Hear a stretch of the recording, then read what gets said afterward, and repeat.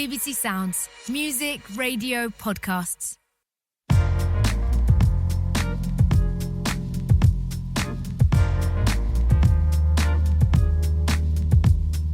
This is Don't Tell Me the Score, the podcast that uses sport to explore life's bigger questions.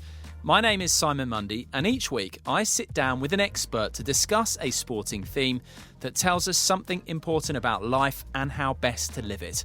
Things like how to develop resilience, manage your mind and face your fears, through to self-acceptance and dealing with addiction, and even the benefits of walking, how to get a handle on your nutrition, and sleep better. My guests range from the biggest sporting names in the world to Buddhist monks, neuroscientists, and famous psychologists. Sports is described as a metaphor for life, and in this podcast I aim to prove that right. So if you dig past results, tactics and the score, there's plenty anyone can learn to help improve their life and understand the world around us. Hi everyone, hope you're well. This week's guest is Emile Heskey, who's made more than 500 appearances in the Premier League, scoring 110 goals. He was also capped 62 times by England, and the most famous of his international goals came in the 5-1 defeat of Germany, which prompted the title of his book, Even Heskey Scored. In it, Emile was really open, including about the low moments he had off the pitch at Liverpool, as well as in speaking about racism and the abuse he's received on and off the pitch. And the theme of this conversation is vulnerable conversations. While Emile and I do talk about Liverpool and his playing career, the main thrust of this episode is to really have exactly the type of vulnerable conversation that Emile thinks more people need to be having. And I hope you enjoy listening. Hi Emile, how are you? I'm very good, thank you. Yourself? Emile, I'm good, thank you. Delighted we finally get to speak. We've been sort of toing and froing a bit today, but this is the life of trying to record stuff during lockdown. I've seen lots of people having similar issues. Really looking forward to chatting. Like I said, really enjoyed your book. Thought it was excellent. I've been listening to you on lots of interviews. You're clearly empathetic, thoughtful, funny. But what interests me, Emile, is to kick things off, is that you describe yourself as shy. You actually said as well that you were unsure anyone would want to read what you had to write. Mm-hmm. Yeah, look, I think I wasn't the most outgoing, even when I played for the clubs I played for, and even when I played for the national team, I wasn't the most outgoing when it come to doing a lot of the media stuff. So I never really got involved in that because, again, you have this little thought of yourself at times that, does anyone really want to hear what I've got to say? But again, because I'd been part of a generation that was arguably the golden generation, and you meet people in the street and you meet fans and you start talking to them and they all have stories of who their favourite player was or this or that. And in general, when you speak to someone and they're talking about myself and saying, oh yeah, brilliant what you did here, and they've got certain games and they start talking to you and you're having this little discussion. And then they'll go, oh, so when's your book coming out? Have you got one? No. I'm like, no. And then after hearing that a few times, you're like, oh, geez, I might have to. Did you enjoy the process of writing? I loved it. I absolutely loved it. The reason I loved it was I had never looked back at my story, my career at all. Having that chance to look back at my career and study what I'd done and where I'd got to and how I'd got there. And it's funny because even when I look back at certain games, and one of the iconic games is the 3-3 game with Leicester v Arsenal. And it's remembered for the Dennis Bergkamp hat-trick and the way the game finished. I actually totally forgot I'd scored in that game until I watched the game back and I was like, oh, yeah, I remember that goal now. But it's little things like that. Yeah, I guess the games just blur into one, the amount that you're playing. Did it give you any extra appreciation for your career, for your journey? Was it cathartic in terms of looking back more generally? 100%. Yeah, definitely. And yeah, it does give you a little bit more enjoyment that you went through that process and you got to where you got to. Not many people, and the funny thing is I look back and I played in 2 World Cups and 2 Euros. I scored in the World Cup. Not many people can say that. I won a load of trophies as well. Yeah, I won the UEFA Cup, Super Cup, Community Shield, FA Cup, 4 League Cups. So it wasn't bad, put it that way. Certainly wasn't. And like I said, I think you come across really well. You're not critical of people, anything like that. You're not gone out to settle scores. Your generosity of spirit comes through. Mm-hmm. Do you see yourself in that way? Yeah, 100%. And it translates to the way that I even play. I will always think about others over myself. But again, it's a team sport. So if you've got everyone thinking about each other, in general, you'll go further. That sort of relates, I guess, to the introversion and the shyness that I mentioned. But what's clear, though, is that you know who you are. You're very comfortable with who you are. Mm-hmm. And you never tried to be anything different. Did you ever wish that you were more extroverted? No, I was quite happy. I used to watch people and I think I couldn't do that. I couldn't have that. That just wasn't me. So I was quite happy in who I was. And if I sat down with you and we were just sat there having a chat, I'm more than happy to do that. I didn't need to be outlandish with it. I didn't need to be the main person in the room or anything like that. It's a quiet confidence. I mean, a lot of people think, it was easy to think, extroversion equals confidence and introversion doesn't. Mm-hmm. But actually, Other way around. That's certainly not true. It's the other way around sometimes because, again, they're extrovert because they're not so confident. They're trying to get it from other people. Robbie Savage, you mentioned, there's a couple of others. Robbie rocking up in his Purple Porsche as someone who needed people's approval to some degree. Mm-hmm. And you never really needed that. And what really came across was how other people's perception, people whose opinion didn't matter to you too much, whether it be the papers, whoever it may be, you were good at not internalizing it or taking it too personally. Is that fair to say? Yeah, I think I had to grow the thick skin in a sense. I'd already had it anyway because football's a very, very tough place at times because within football they say, oh, we're making you tough. We've got to drill it into you. We've got to do this because it's making you harder. No, it's not. You're just trying to beat me up. But I was able to let it go over my head and carry on doing what I know that I'm good at doing. Because again, I always told myself if I wasn't good at doing, I wouldn't be there. You wouldn't be picking me. So I'm doing something right in the sense, let me just go and do it. Let me go and entertain. Let me go and do it well.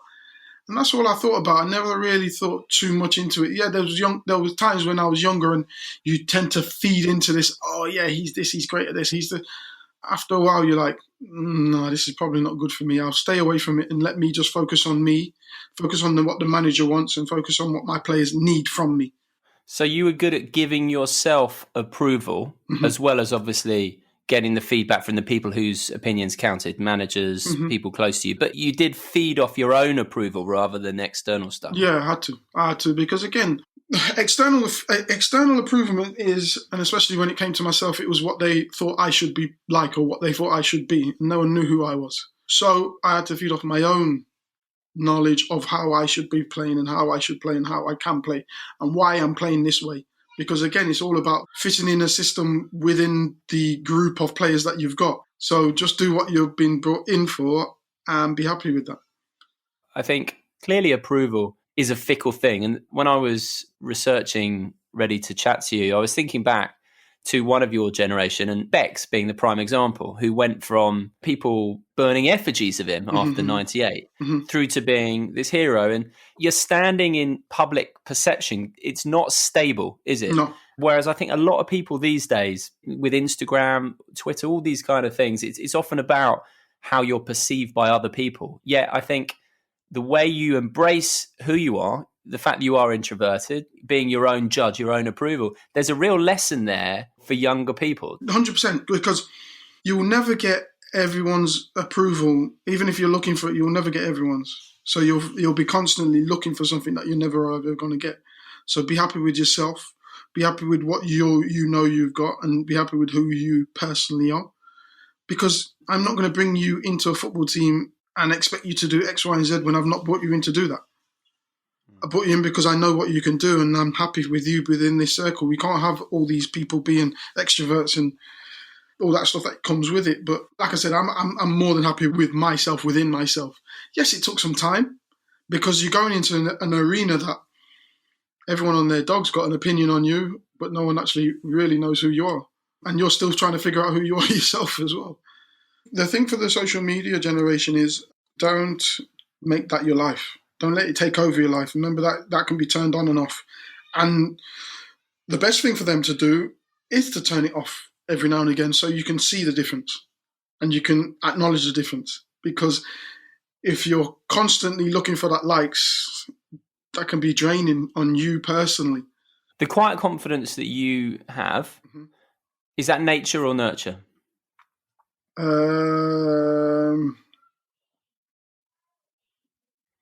Good question. Nurture? Because you grew up in a big family, didn't you? You said that you were very close to your mother. And obviously, your dad ran security nightclubs in Leicester. What did you get from that family setup? A stability at the end of the day. I had my parents there who gave me love, who showed me what was right and what was wrong, who actually pushed me in the sense of sports.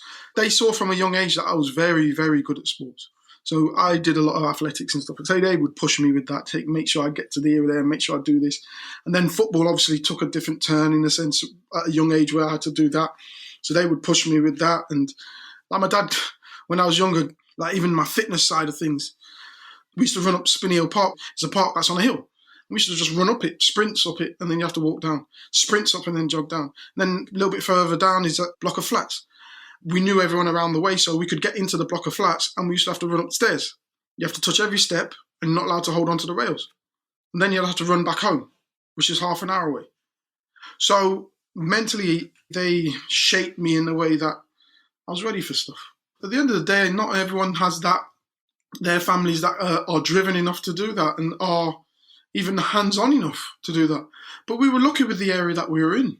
And I was speaking to some people about it today, how I left the inner city community called Highfield and went to Evington, which is more, you'd say, more affluent. And if I hadn't left there, I don't think I would have the same privileges. I went to inner city school, which, we got a concrete playground, to then go into another school called Linden Primary School, where we had a massive field with a running track and long jump pit. We had a swimming pool. So I was lucky in that sense. But I'm interested actually about this, and I wanted to touch on this later, though, with, going from Highfields to Evington, because obviously Highfields was a Caribbean council estate, wasn't it? Mm-hmm. Real community spirit. You used to knock on all the doors of all your neighbours on the way to school. And then you said when you moved to Evington, when you went to school, you did feel different because you were one of the few black pupils. And I do want to come back to this whole theme later, but just quickly on it. Having that base of having grown up in that estate, even though perhaps it wasn't as affluent, did that give you a base and a grounding that served you well later? For example, had you just grown up in Evington straight from the get-go, do you think things might have been different? Yeah, I think the grounding and knowing where I come from and understanding culture as well was huge. So I think it was great that I got that beginning, but again, coming out of the areas was a good thing for myself as well, because it gave me something different and gave me a different platform to showcase on. Now, you obviously started your footballing career, really made a splash, at Leicester, debuted in 95, when you were like 17. Mm-hmm. And interestingly, actually, what you were saying there about your dad and the running and all the stuff you used to do, because you said that when you went to pre-season training the first time, they just wanted you to run and run and run.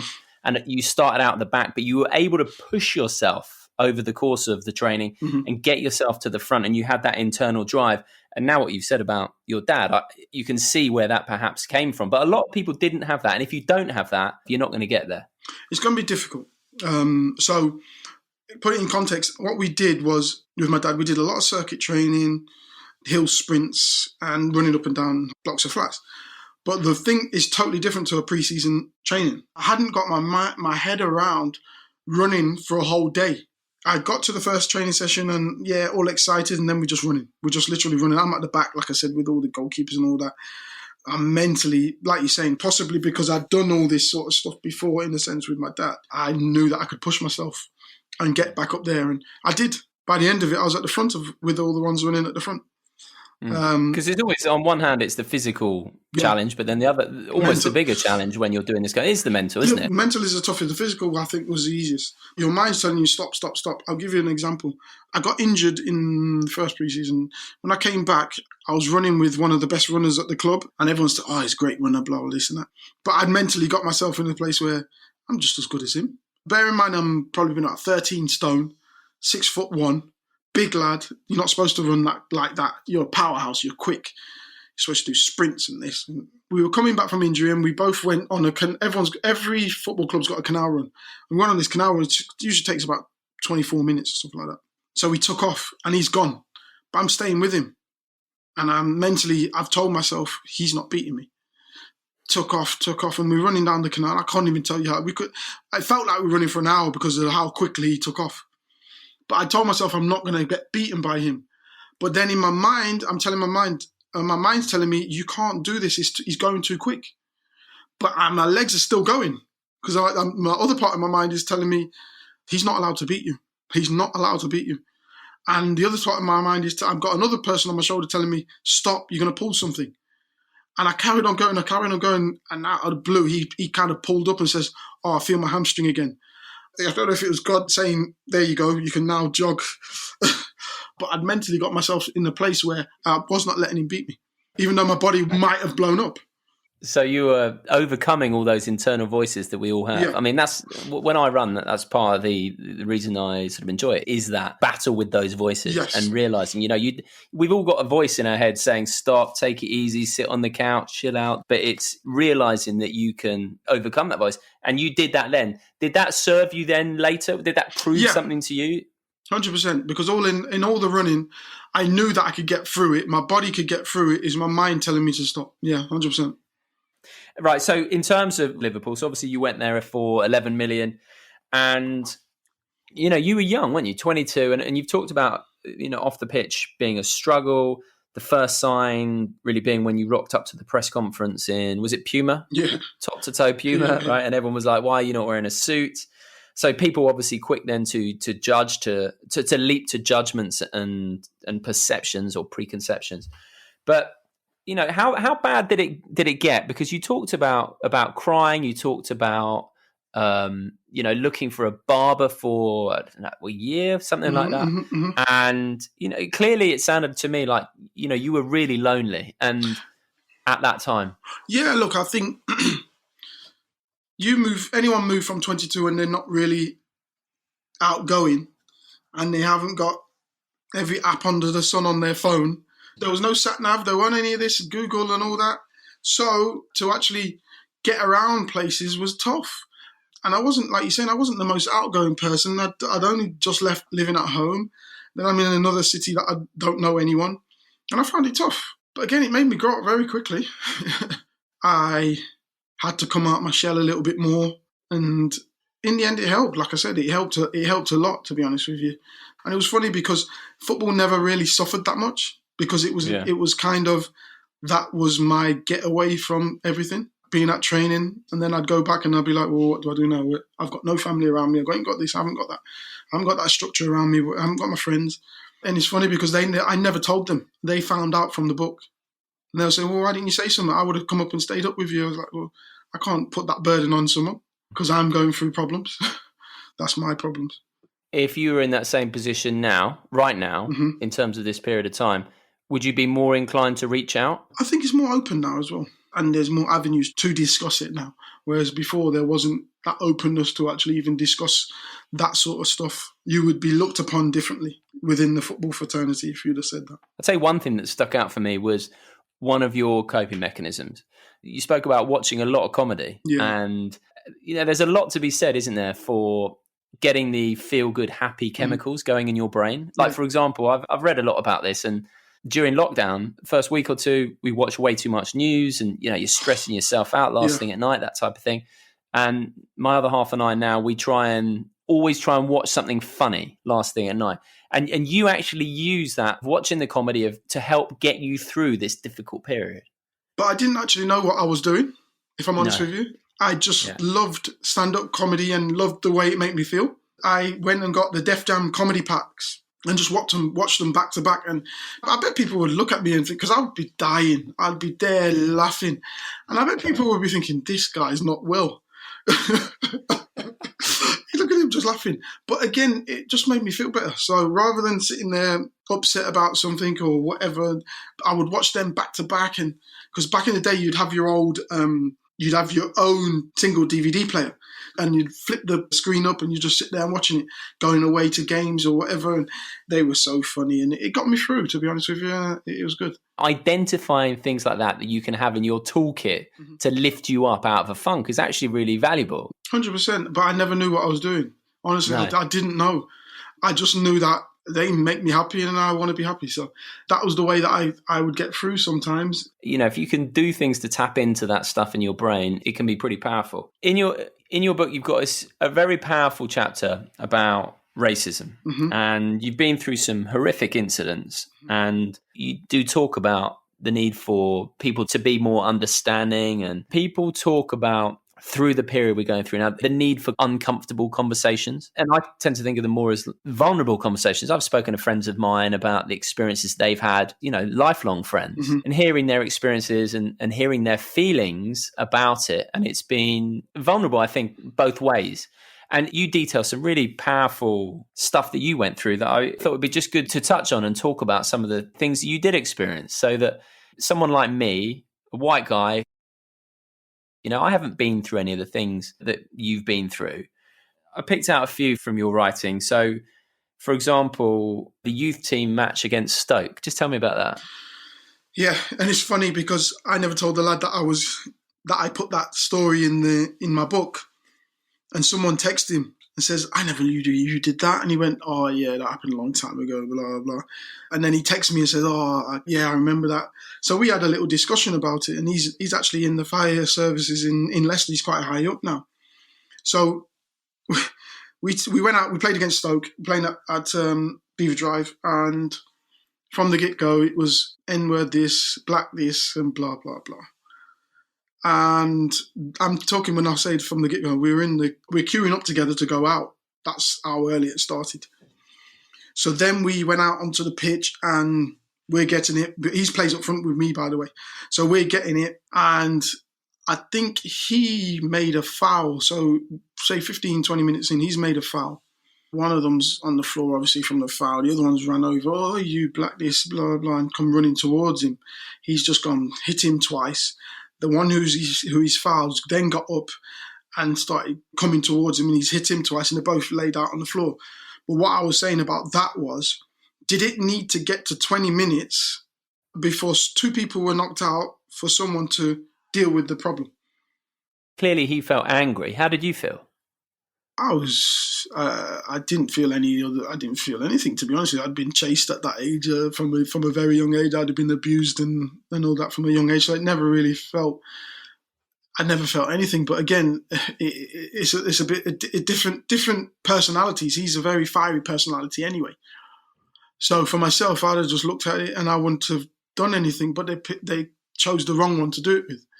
Did you and him ever talk about it? Like at the time? No, you've obviously spoken about it now. No. It wasn't anything that, and I don't know if I could only ask him now. And funny enough, you've asked that question. I never asked him that question, if I'm honest with you. Why not? Just because you were desensitized? Yeah. I never asked him if anyone ever spoke to you about that after, because I know he would have got fined for that because you're fighting, and obviously it's not to be done. But I never asked if anyone asked him about how he felt about that or anything. I should ask him about that. And these are the questions that we don't even ask ourselves because we're so used to just it happening and you just brush it off and you get on with it. So this is what I mean about the conversations now and with your friends, talk about feelings, what went on, all this kind of stuff. Do you think these kind of conversations are valuable now? 100%. Again, you said it yourself. You don't know what it feels like or what it's like to be judged every time you walk down the road. I do.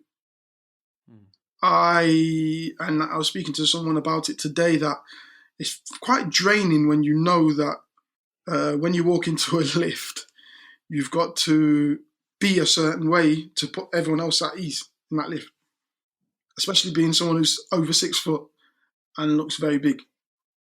So you're permanently self-conscious? Yeah. So you just get used to carrying that around? Yeah. It's draining though, because again, you've got to, okay. And now it's quite natural to just be that way. But you shouldn't have to just be that way.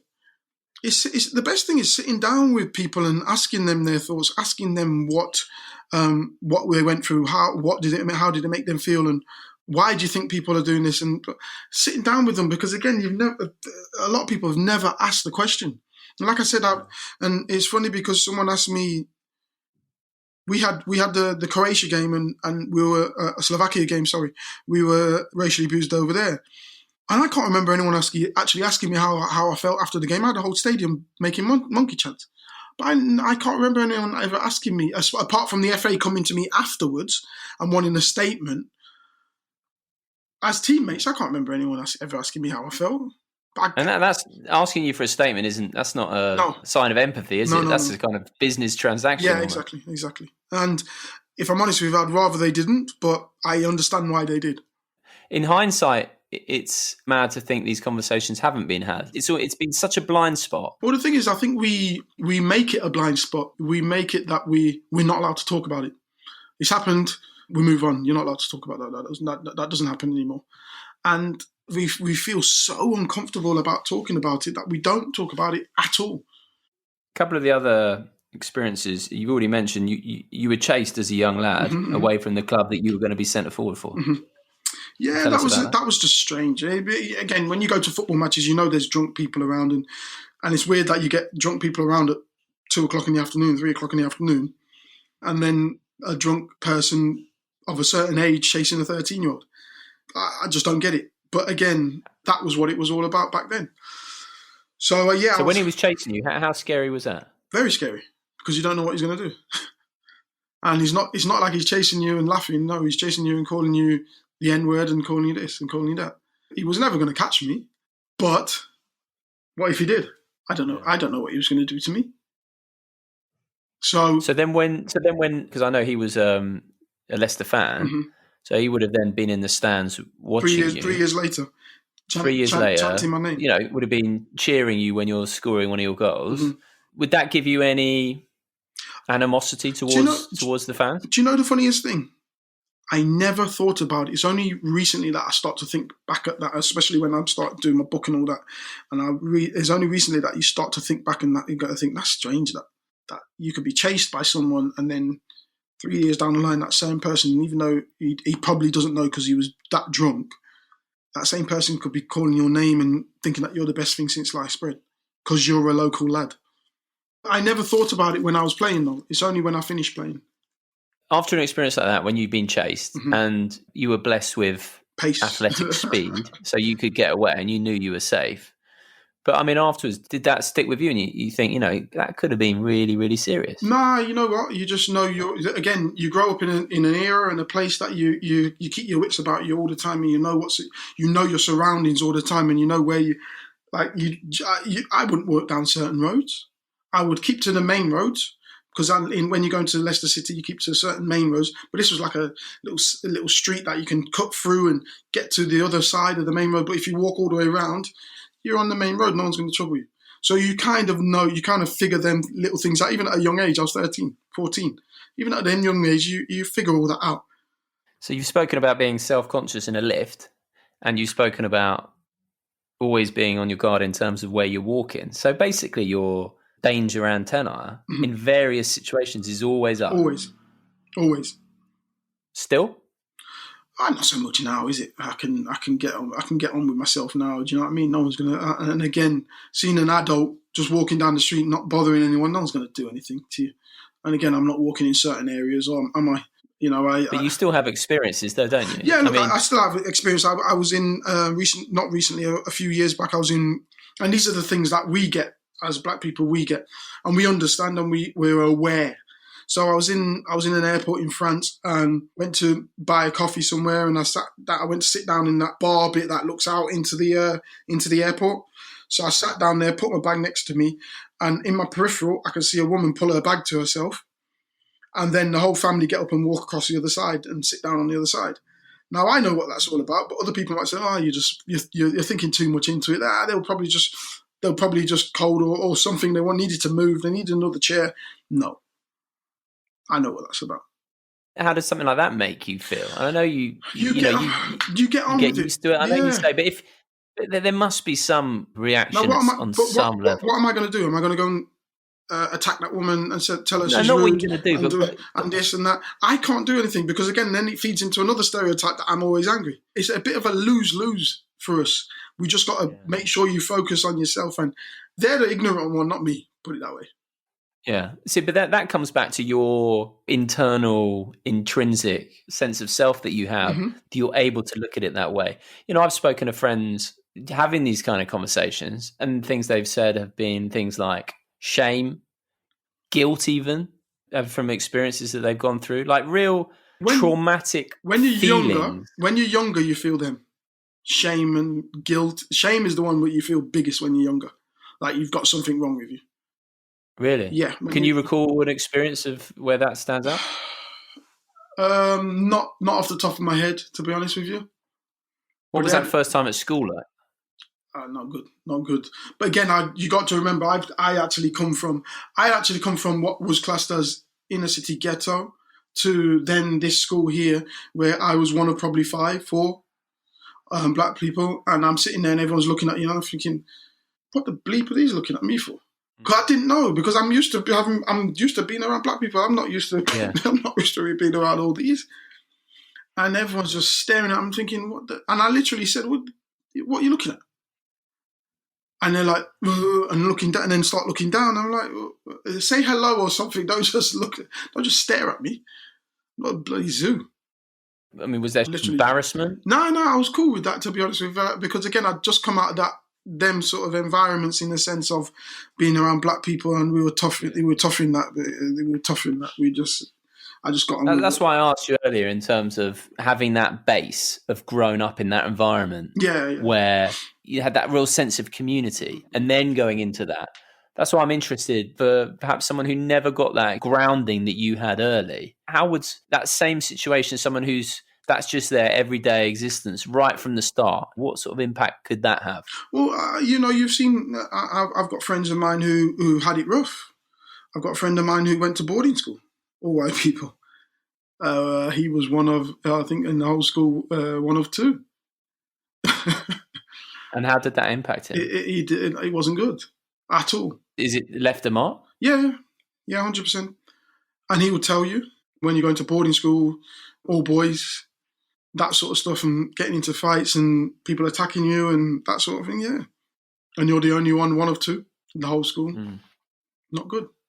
And then you've spoken about as well living in Chester and people asking immediately, are you an athlete? Now that's a very innocuous thing, in a way. But that's perception, isn't it? Cheshire, yeah. We do it. When I say we, black people, we do it to ourselves as well. So when I will see, and this is probably just something that is ingrained within a society. When I see a black person in an affluent area, I will say, well, who does he play for? That's the first thing. I'm not even looking at whether he's a doctor, whether he's a lawyer, whether he's a barrister, or whether he's this. I'm thinking, well, who does he play for? And we all internalise that ourselves, which is wrong. That's what I'm interested in terms of having uncomfortable / vulnerable conversations, just trying to understand and talk about things. And, even like you said there, beliefs that even that you have and bringing them from unconscious into conscious. So do you think conversations like the one we're having, how valuable are they, do you think? They're very valuable, but I think they're uncomfortable. They're extremely uncomfortable. I'm comfortable with talking about being chased and the way people look at me and perceive my kids. I'm comfortable talking about that now, but you couldn't have talked about that back then because, again, it wasn't allowed to be talked about back then. It wasn't allowed to be said that you do feel this way about me, or you do talk about me this way, or you do look at all black kids as trouble. You do think all black kids only should do sports. They shouldn't be trying to be barristers or lawyers or this or that. There is this perception. My aunties and uncles went to university. My auntie works at the school that I used to go to. But we have this perception, and we have this perception that we look upon certain people in a certain way, and we just run with it. We all leap to conclusions too quickly, don't we? Definitely. I was chatting to a colleague of mine from the BBC today, and he told me he was off to cover the London Fashion Week, and he got there, and he was asked straight away, "Oh, catering's around the back," and he just said it was just such a kick in the guts, But then we do it in so many areas, don't we? Like people, even in the way you play football, people would leap to perceptions. Yeah, and don't even know me to ask me how I should play. They told me how I should play. Now, I'll give you another one like what you've just said there. There's a guy who does a lot of the coaching for the diversity, and but does a lot of coaching, football coaching as well.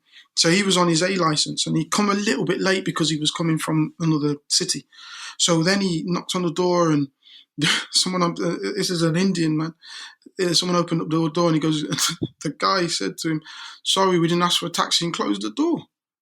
This is a guy that was actually in on the course.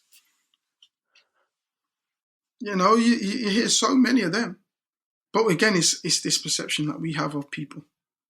So for people then, in terms of having these conversations, Mm-hmm. what advice would you have in terms of having conversations like this? Well, the thing is, we're going to have, with your friends, you just have open conversations and ask them questions. They'll happily tell you. And then you can ask them, how did it make you feel? Why? What? And just have open conversations with them about that. For us to move forward as a society, it's people at the top that needs to start them conversations with themselves and the people at the top. Because again, unless you have change up there, we're not going to change down here.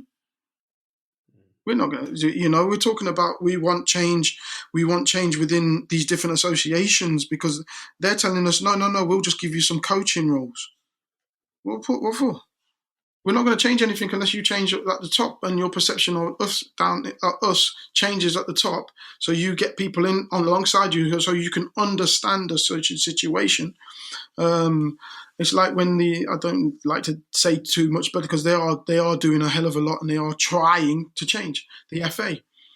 So they are actually changing up their departments and everything. But again, when they first started doing the inclusion and diversity, it was a majority white people on the board. And I'm thinking, well, what point is that? What are we going to get out of that? What do you know about racism? What do you know about inclusion? What's the point in having that there? But again, it's a discussion that you need to have with people and say, well, look at it from our point of view, or look at it from other people's point of view, not just from the blinkered eye. And we have a discussion about it, which they're slowly starting to do. Don't assume, and the British stiff upper lip, the avoiding of awkward conversations, that's not going to work, is it? Well, what is an awkward conversation? For example, putting race to one side, I know lots of people in my own family who will do anything to avoid any conversation that involves vulnerability. It'll be all about functionality, Mm-hmm. about, okay, what needs doing. But if you get anything where either side, or both sides ideally, has to be vulnerable, they will avoid that. So an awkward conversation can be a really simple conversation. Something that is easy for one person to talk about in any area can be really hard for other people, particularly older generations. Yeah. But that isn't going to work. No, because again, you've got to be able to get to a point where you're actually talking about them vulnerabilities. You're openly talking about them vulnerabilities, and we're more open to talking about it now anyway. We are. Years ago you couldn't talk about, I couldn't come out and say that I felt lonely and I was doing this and I was crying. I couldn't do that years ago. They would say, no, you can't. He's too soft. You can't play for my team. So you've got to keep things to yourself. And I understand where the older generation, but it's not like that no more. People want to hear that so they can help you with that nowadays. They don't want you to keep things to yourself where you're bottling up this and you're not really working efficiently enough. They want you to open up so they can get that efficient worker. Yeah, vulnerability is the way to connect. Yeah. Would you encourage people to seek out vulnerable conversations like we've had? Whenever everyone says, "Oh yeah, blah blah," I'm not racist. I've got black friends. Well, sit down with them. Sit down with them and have a little conversation with them and let them tell you what it's all about and what it's all like. Sit down with the right people and have a little discussion and let them tell you, because again, you're seeing it from your perspective, not from anyone else's. And like I said, I look at things from my perspective in a sense of one growing up, and then now I've got this picture, I've got this face for myself that I'm totally different to the people I actually grew up with. And I hear some of the stories that they're going through. I don't go through them same stories. I don't go through them same problems, because when I step out, I'm Emile Heskey. A majority of people will understand who I am. Some who don't might look at me the same way. I'm still, to some people, just this black guy. And I will always be that black guy. So it's not for me to sit down and talk to them, because I'm not bashing someone over the head with any ideology or anything that I want to tell them. They should be open enough to sit down with people that they know, because everyone keeps telling me they've got black friends. Sit down with them. Like you're saying, you sat down with yours. You sat down with your friends and heard their experiences and heard what they had to go through. And I bet you didn't know half of the stuff that they were telling you. And you were probably around them. To be honest, I didn't. And I was taken aback to some of the things they've been through and the feelings they went through. But you're talking about your mates and people that you were around, and even situations that you probably were there as well. You didn't even know because you're not to know. So everyone's got their friends. They have the conversation with them and hear them out. Not just keep the blinkers on and thinking, "Oh, nah, you're talking rubbish." Whatever. Listen, Emile, it's been an absolute pleasure talking to you. It really has. Thank you. Thoroughly enjoyed your book. It's clearly a really important conversations to have, and I'm really glad I had it with you. So I really appreciate your time. Thank you very much. Thank you for having me.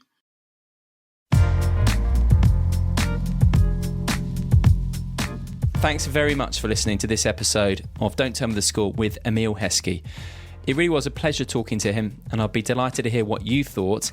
Do get in touch with both of us on social media. I'm at Simon Mundie, Mundie. Thanks to everyone who's already been in touch. I really am very fortunate to get some really kind and thoughtful messages, and I do appreciate every single one, and I do aim to reply to them all too, even if it does sometimes take me a little while. That's it for this week, and I hope you'll join me again next time on Don't Tell Me the Score. Bye for now.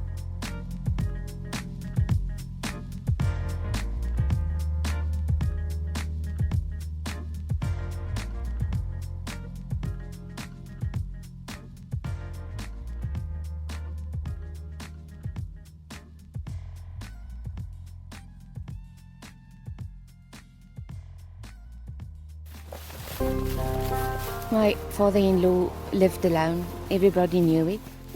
Late afternoon in the high plains of South Africa. A bloody encounter and a chase. If you're attacked on a farm, your chances of surviving is not good.